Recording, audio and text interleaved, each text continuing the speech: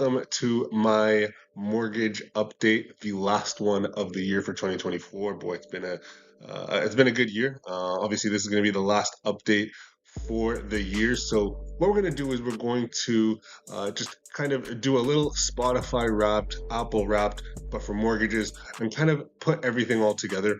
First and foremost, apologies if the audio is any different than previous recordings. I'm recording this on an entirely new setup, so we'll see how this one goes, and if it's better, then we'll run with it, but if it's not, then we'll revert back to the old stuff. But let's get right into the info. Okay, so when I say we're doing like a little Spotify review, Apple Music review, kind of just like, everything that happened and took place this year. So first things first, this is nothing new for you guys. The Bank of Canada has been dropping interest rates since June of this year, since the halfway point of this year. And, since then we've dropped rates by almost 2%, 1.75, quite a significant amount, quite a significant margin. Later on in this video, we're going to take a look and see how that directly impacts people's buying power. And with the new legislation that came in December 15th of this year, we're going to be able to take a look at, how much better it is to be a buyer right now than it was, a year ago or in January. So we'll take a look at that. Now, before we get any further, of course, we always do bring up CPI. The CPI numbers were out for December, coming in at 1.9, no change month over month from November to December, which is, of course, good news. I will say core is a little bit higher than what the headline inflation number is. And if you compare this to, the U.S.'s economy, our economy is not doing as well as theirs, right? So that's made way for the Bank of Canada to continue to decrease interest rates quite aggressively. Now, at their last meeting, they said, hey, you know what? Our forecast for, the future is a lot different than it looked like, in the last 6 months since June. They've definitely opened the door to not as aggressive rate cuts moving forward, and they're definitely going to be taking it step by step, taking a look at the data to see where inflation comes in these next couple of months. Now, an interesting development is bond yields, and I typically don't bring this up, but in the last couple of videos and meetings that I've had, I've really talked about bond yields because we're seeing quite a bit of different trends from the Bank of Canada rate versus bond yields. Now, you guys will be able to see the chart up here is bond yields from September to December. There are some fluctuations, but if you were to put a line of best fit on that chart right there, there isn't too much of a move from September to now. Have fixed rates come down since September till now? Yes, they have been. But given the fact that bond yields are a significant factor influencing where rates are moving, though rates have come down, we haven't seen a significant trend of bond yields coming down in tandem with that. So what does that mean for, fixed rates? Well, I haven't seen fixed rates move since the December rate cut by the Bank of Canada. I expect them to continue to move further down, but again, I've been saying this since November. Get your rate holds if you have clients that are looking to make purchases soon. Okay. Now, with regards to rates, of course, prime has dropped down 50 basis points in December, now sitting at 5.45. No surprise there with how the Bank of Canada has moved. And where are we seeing rates right now on the A and the B side? Again, I am still, suggesting clients take a 3-year fixed if they do want a fixed. Variable rates still continue to be a very, very good option for clients. But if they want a 3-year fix, which is what I'm suggesting, it's going to be starting at 4.49. You can get a little bit better on that, but that's where I'm starting quoting rates for clients.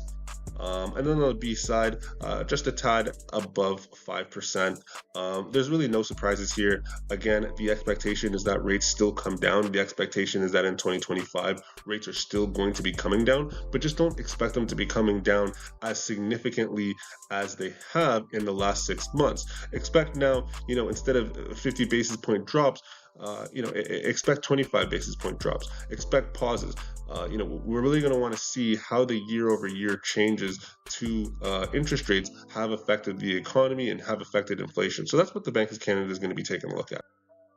So bringing this back into the year-end review, uh, what I wanted to highlight is how much are buyers impacted because of the rate decreases that we have seen this year. So coming into this year in January, we had prime rate sitting at a whopping 7.2%. It was so high. The assumptions I've indicated just below, 150K household income, 20% down payment. This is how much people would be able to afford, assuming that they were just getting a rate of, 7.2. Of course, you got to add the stress test. This is what your, the max purchase price is going to look like, what your monthly payments are going to look like. Now, because prime rate has come down, 1.75%. People's buying power has increased significantly. We go from 750 to 900. So, the same household income. The only thing that's changed here is the rate. And clients are able to maximize their buying power now to 900, which is 150K more than what they would be able to get in January, just because the rules changed, right? Just because the interest rates changed, rather. And the most interesting thing that I think comes out of this is the monthly payments don't really change either. Clients are able to borrow more, $150,000 more, but the monthly payments, they only increase by, about $10. So, clients are impacted quite significantly. If you are looking to get back into, you're sitting on the sidelines, you're looking to get back into the game, now is a great time. And you guys will see on the next slide, buying power is even more increased, especially for first-time homebuyers. Not only do we have changes in rates that are going to be affecting clients' buying power, but we also have legislative changes.